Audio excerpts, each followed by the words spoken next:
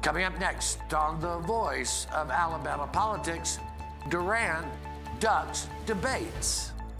Also, what's next for gaming? And Alabama's getting sued. A lot. Meet the lawyers. Hey, what's the idea of spoiling the game? I was for onesies. Well, here's twosies. Oh, he was for onesies? You get him to... Here's fivesies. Ah, oh, Dewey, Cheatham, and Howe. All this and much, much more coming up next on The V.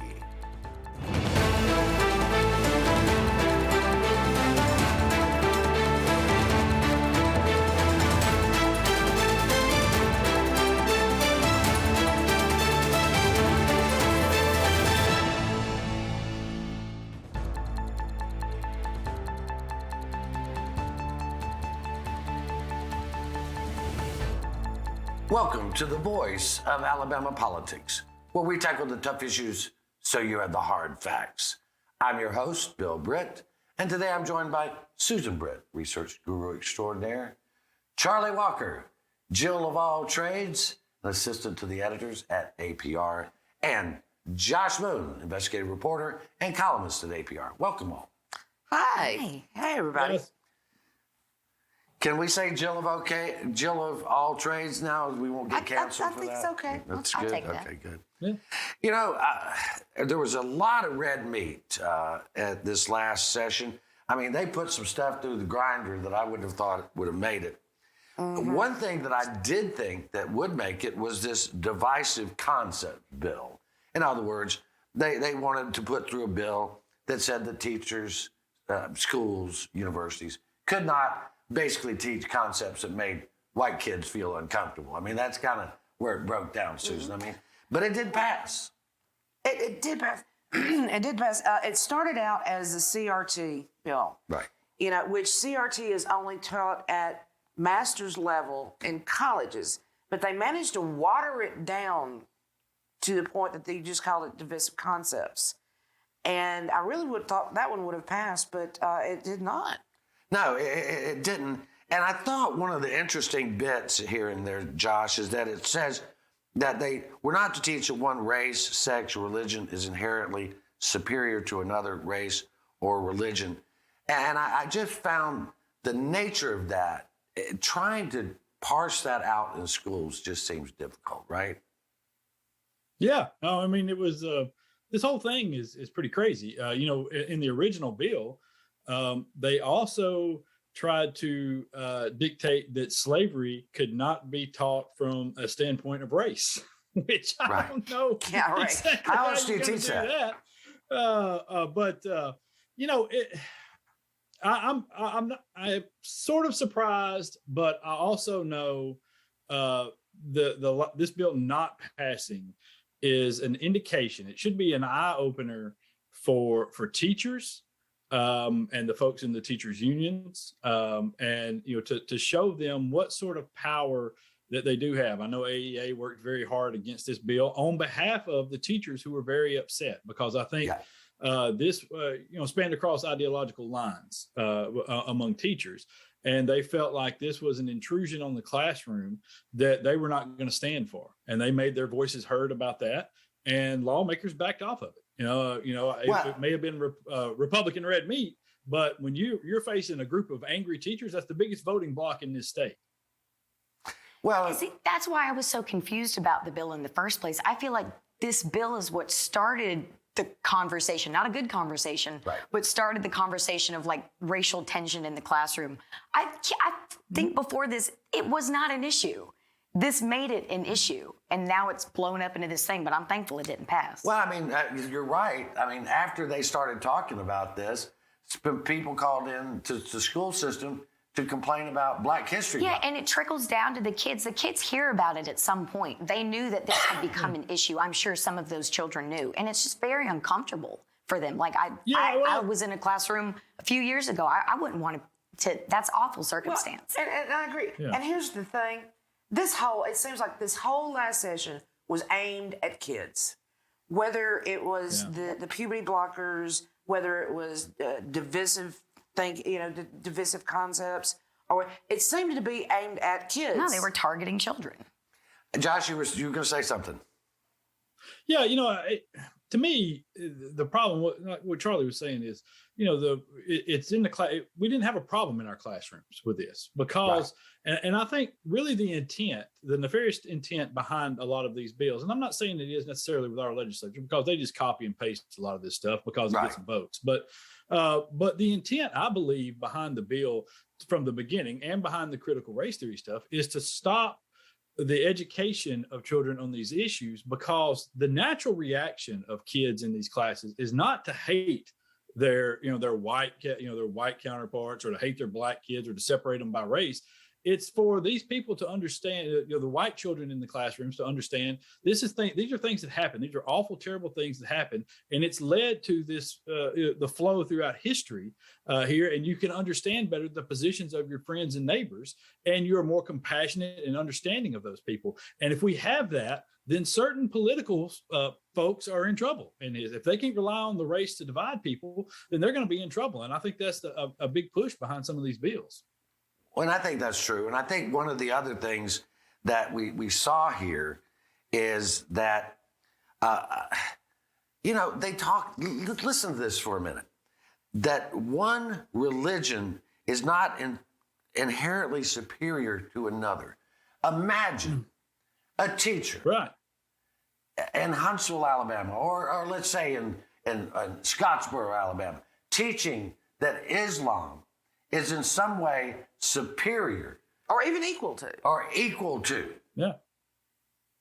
Christianity, you would have an all-out riot. Yeah, you over would. that. So it's disingenuous. They do not mean. Right. They do not mean just imagine that all religions. Imagine a governor, for example, releasing a statement that says that they passed a bill that banned certain people from going into the bathroom because that's what Allah would have wanted. Well, and let me bring up another point here. Slavery wasn't a religion. Let's get that straight. Right. Slavery was not a religion. Okay, teaching it has nothing to do with religion. Well, but they always wrap it around their favorite word, Christianity. Well, which is not something come on, that's we don't want the little white kids to feel you bad. can get us banned here. I really like to pick up something else, but this one has gone so far, I'm not sure how we get out of it now. But one of the other things is, and Josh, you and I were talking about this the other day. I don't know that there were a lot of people who used Christianity or religion to make excuses for slavery. But I tell you what about yoga? What about yoga? Namaste. Is yoga Namaste. unequal? I mean, really? Namaste, namaste, right? makusha? Yeah. So the whole thing. I mean, go ahead. it's these, we continue to push these contradictory ideas where you say that you don't want people to teach that one religion is superior to another. And then you have the same politicians out here talking about it was God and Christianity that led them to do these things, All right, well, we're going to have to leave it right. We're going to have to let that be the last word before we get crosses burning. You're watching the voice of Alabama politics. We'll be right back.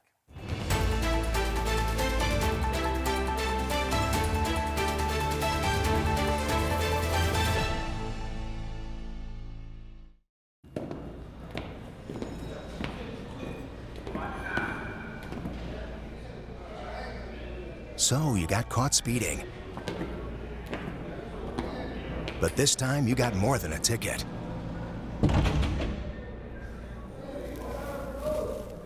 What are you in for? Vehicular homicide. Stop speeding before speeding stops you. Drive safe, Alabama. A message from your Alabama Department of Transportation. I'm Donald Trump, and I love Alabama. As many of you know, there are few issues facing our nation as important as election integrity and election fraud. This is why the people of the great state of Alabama must work together to make it easier to vote and harder to cheat. So get out, register to vote, and get a photo ID so you can make your voice heard and decide the future of our great country. Thank you.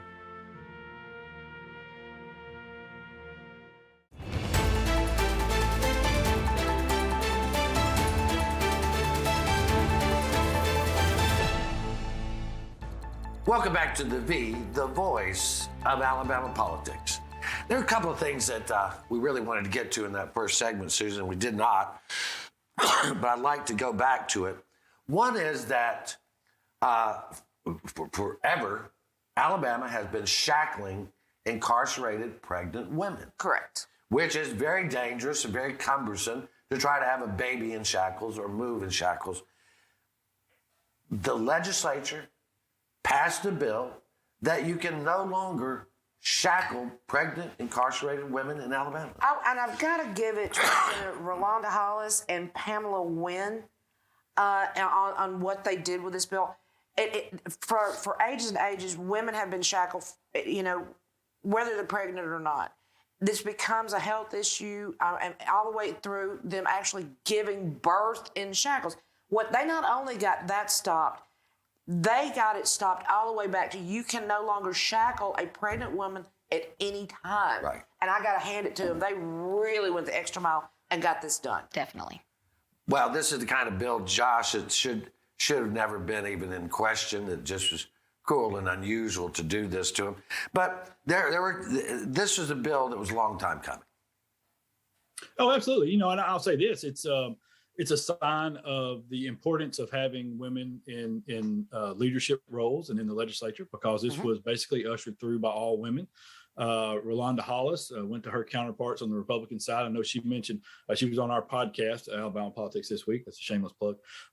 But she mentioned that she went to Terry Collins and some other Republican women, and they helped her get this thing through. And then it was pushed through on the Senate side by women on that side as well. And and she had another bill. This is the benefit, again, of having women in those roles. She had another bill that will provide feminine hygiene products in high schools, in the poorer high schools around this state, for students who don't have access to those things. And I mean, those types of bills address real problems, real women's health issues. And I think when they're left up to just men, they don't recognize that, and they don't recognize the importance of it. And so I think these were very, very important bills that went through, especially the shackling of pregnant women, because we do know of women who have lost children or had complications during pregnancy because of the shackling. Well, and I think Alabama Rise deserves a lot of credit for a lot of these types of bills that get through. They do. They do a great job out there. Do. I just say it's just so refreshing having a good bill. Let me just say that. Yeah. We don't get that very often. Two of them. So rare. That actually address issues, and especially women's issues. Well, applause to you guys. I want to move on here. Elect more Democrats. That'll help. Well, the Republicans did get on board with this, Give them some credit here, Josh. Come on. U.S. Senate candidate. They didn't sponsor it. U.S. Senate candidate Katie Britt, Mo Brooks have agreed to a Senate debate to be sponsored by the Alabama Republican Party. It would be broadcast statewide. However, Susan, Mike Durant has yet to offer to join in the debate. I'm shocked. He doesn't like to be in any situation where he's going to have to face a question. That's just, every time he gives a speech or whatever, they scuttle him out of there real quick, keep him away from the media. He certainly is not going to show up for a debate. He's already missed one. He's missed six. Is it six now? He's missed six debates. You think he's going to show up for this one? If this man cannot show up and argue his policy and tell us what he's about, what is he going to do? Go climb in a tortoise shell in D.C. when he's up there and not have to answer any questions or be accountable for anything? He can't even come out and tell us what he wants to do. And there are still some people who support. Why do you want someone that won't even debate issues against their opponent? I don't understand how he has support. Stop it. So what's your take on that, Josh? So if I'm understanding this correctly, Mike Durant is not showing up to any forums and, possibly will not do the debate here. And he's leading in the polls somehow or another, based solely, it seems, on a bunch of TV commercials that he's running. So essentially, he's the Alexander Shannara of the Republican Senate. If I understand this right? Yeah, I think that's exactly what it is. You know, I love that. But it's really true. He's missed 6 debates. Yeah. There was one last week that they canceled in Baldwin County because he wouldn't show up. But this guy wants to be senator from Alabama. Now, I think, and Josh, you've written about this, and I've written about it some. The biggest thing I think Mike Durant is afraid of is not just policy. As Mo Brooks said, he wiped the floor with him with policy. And Katie Britt could wipe both of them, the floor with both of them with policy. One in each hand. One in each hand. Wax on, wax off. Yes. But I think the real thing that Durant doesn't want is for anybody to say, why did you defend your father who sexually molested your sister year after year And after you year? knew it. Yeah, no, I think He didn't know it till later, That's but something he doesn't want. when he defended him. Yeah. No, he doesn't want to have to defend that. And I mean, let's be honest, he doesn't want to have to defend a lot of things because it's or to state a position on things. He doesn't want to have to stand in front of cameras and answer tough questions, and he's never had to this point. No, because he stands behind the camera and they make him look, Charlie, like some kind of war hero that's gone to seed. I mean, I don't know why Trump would endorse him. Trump didn't like people who got He doesn't captured. like people that were captured. Right. That's a bad thing. That's a bad thing, captured. Susan, you have the last word on that one. You don't want me to have the last word on that No, one. I'll just say it. He's a miserable little turd who needs to leave the race, and he's honestly a disgrace to the people of Alabama. And you're not even from here. Like, damn. I bet he puts sugars on his grits. Well, we're going to have to leave it right there. You're watching The Voice of Alabama Politics. We'll be right back. Is Jonathan going to have to beat that? Maybe.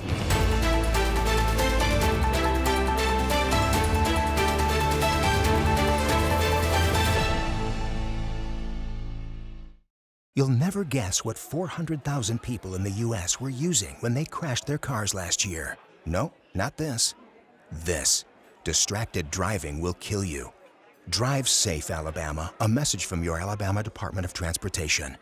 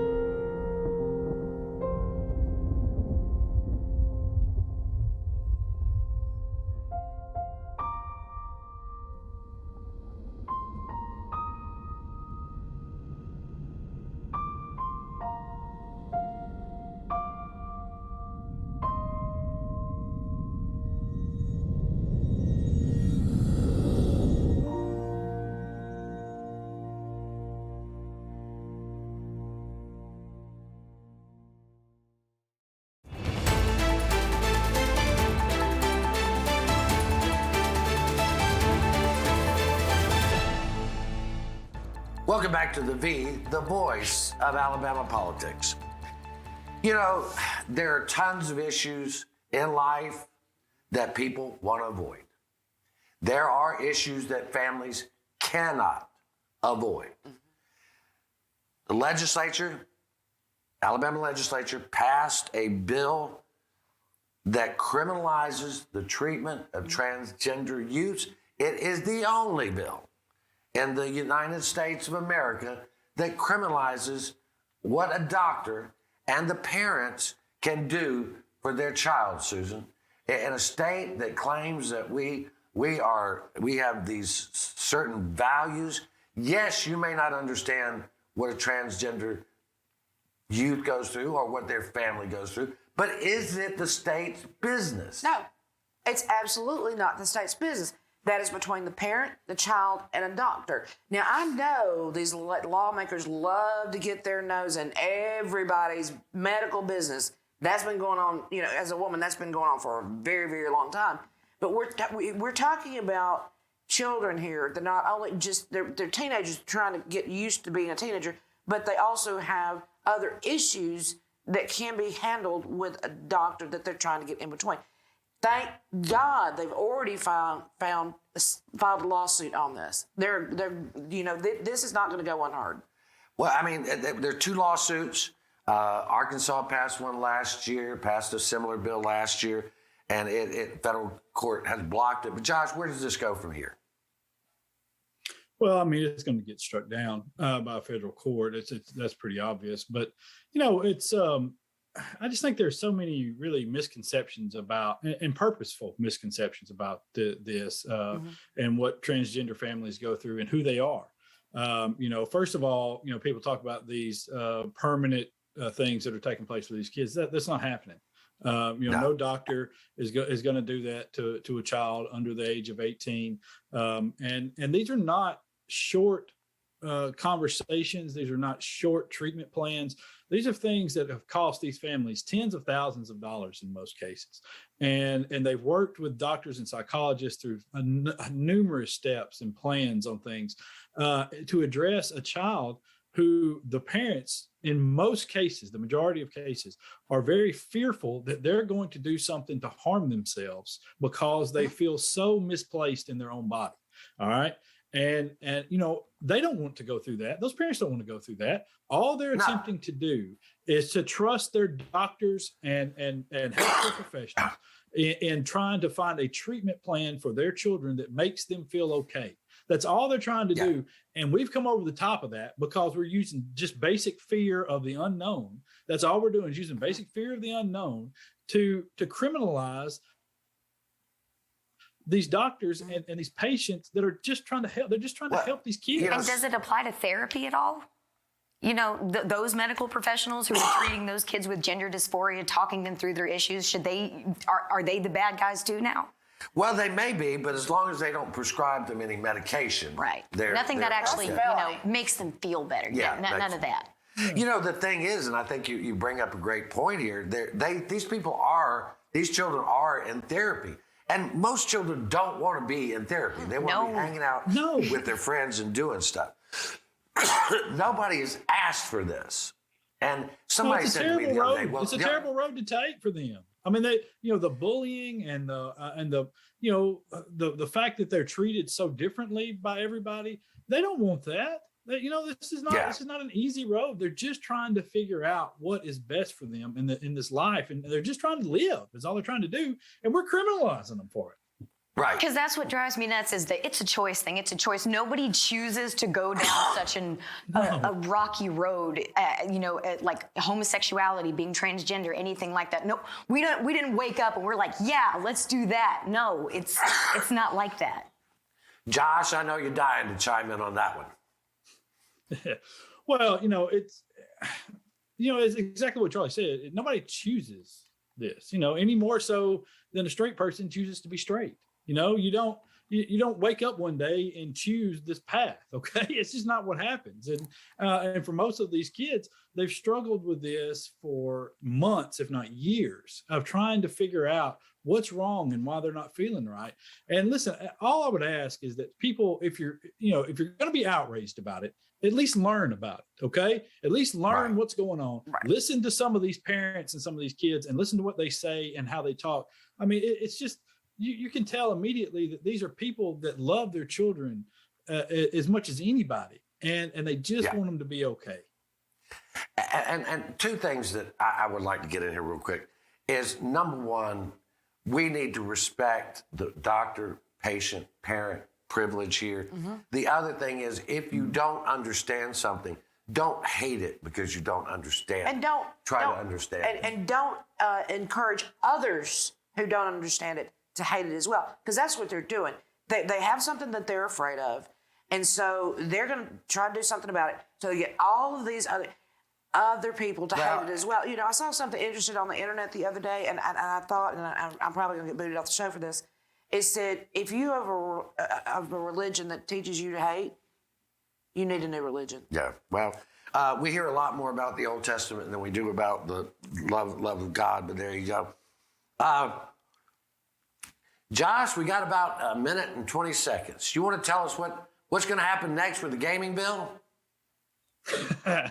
Yeah, well, if I'm reading the tea leaves correctly, I believe what we're going to have is a special session at some point. You know, I think that Kay Ivey said this week that one of her biggest disappointments is the fact that that gambling has not progressed, and it's understandable. I mean, you got a bill sitting out there that's very popular with voters. You have a bill that will create 12,000 jobs around the state and bring in $1 billion a year in tax revenue.